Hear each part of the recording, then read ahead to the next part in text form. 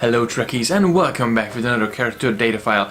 Today we're going to talk about one of the most mysterious characters in Deep Space Nine, Mr. Elim Garak, or as he used to call himself. Oh, it's just Garak. Plain, simple Garak.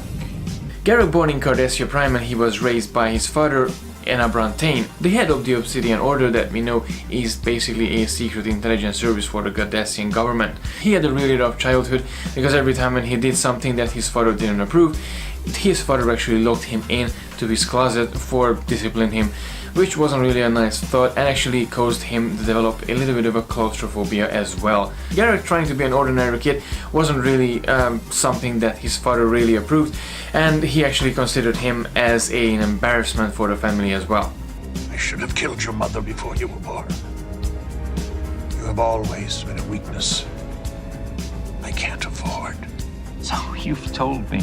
Later on, when Garak grew up, he was actually assigned to the Obsidian Order by his protege, Elim. He kept their relation in secret because they didn't really want to infiltrate the organization with some personal family matters.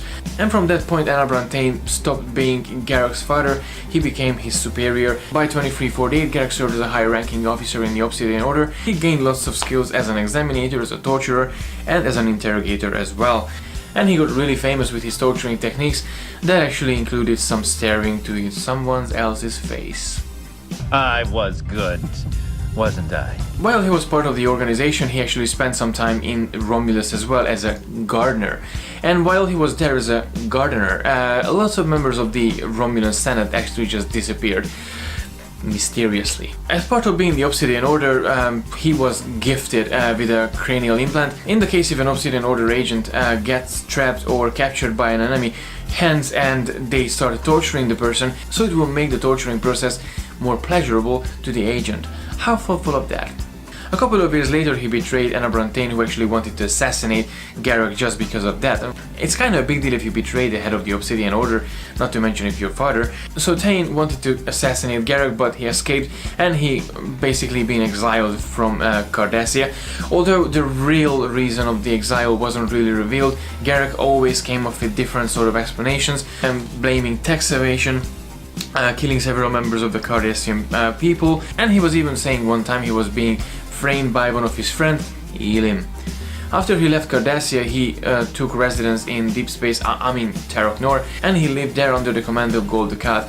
They didn't really like each other from the first place, but when the Federation came aboard, Garak remained in the station, and he was the only Cardassian actually at that time, and he opened a tailor shop. While he was on Deep Space Nine, at the very beginning everyone thought Garak is a spy for the Cardassian government.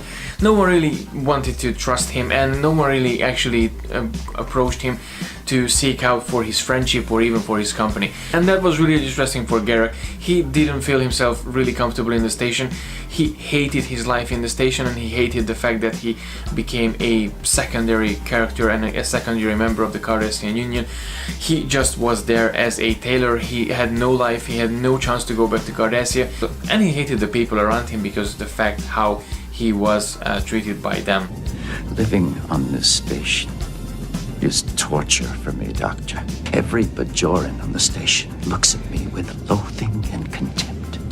A couple of years later, in 2371, Elim offered Garak back his old position in the Obsidian Order. Obviously, Garak being in the station and not really happy with his life, he took on the offer, and he actually went with Tain and with the Obsidian Order to the Gamma Quadrant to try to find the founders and try to eliminate the founders with the help of the Tarchiar.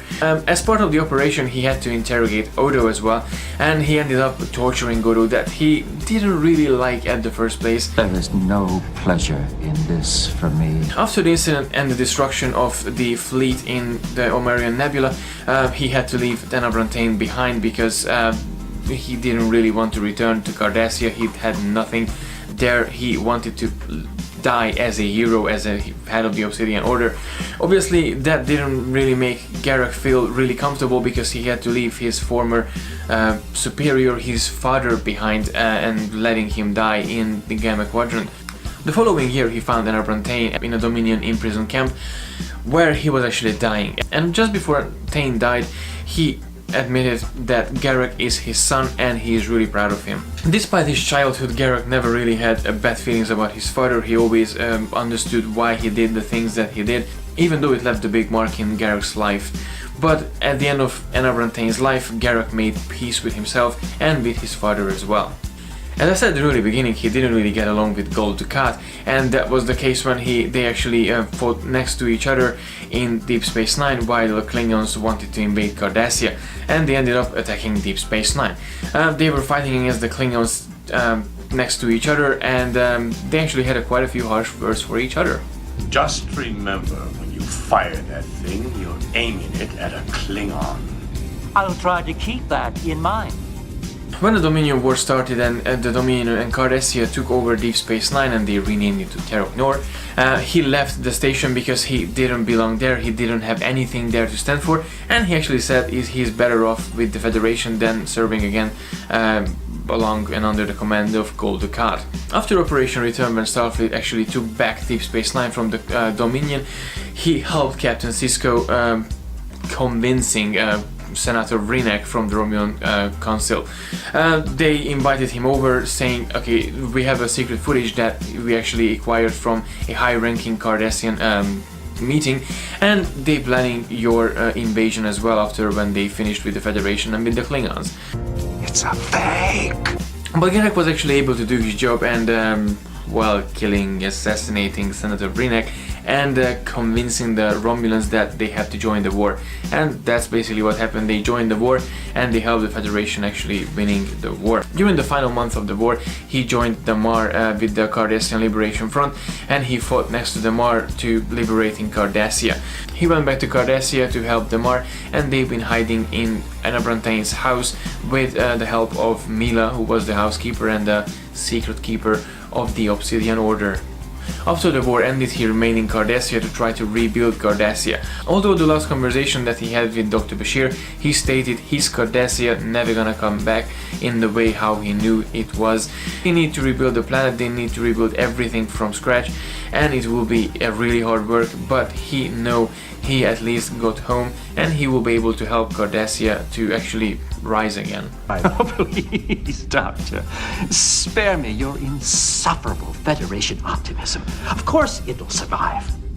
But not as the Cardassia I knew. Elim Garak, played by the fantastic actor and writer Andrew Robinson.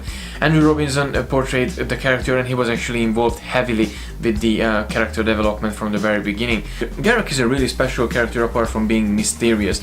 He appeared 33 times in the course of the series, in course of Deep Space Nine, and he made a really big impact in many of our lives. I know many of my friends actually they love Garak, who he was and who he is.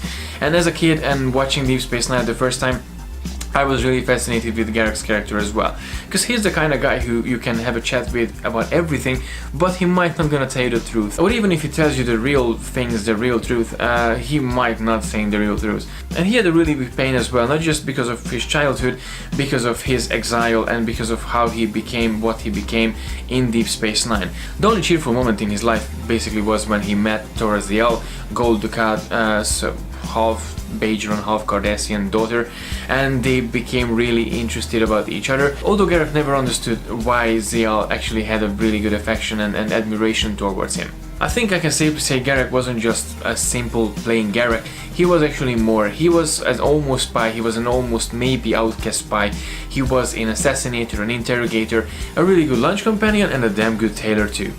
So, you're a tailor now. Is this one of your creations? A minor example of my work, yes. I don't think I like the neckline.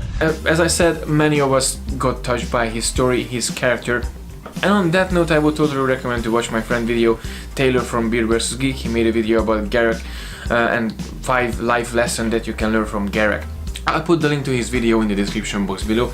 Please make sure you check it out and give him some thumbs up because it's a fantastic video. So that was my little character data file about Elim Garak. I know this video and all of the character data file videos don't really justify the fact, don't really justify the characters themselves, because there's so much to talk about in every character. But what I'm trying to do with this series is just to give you a brief about the character itself, some more saucy details and some really chronological and historical facts as well. So that was my little character data file about Elim Garak.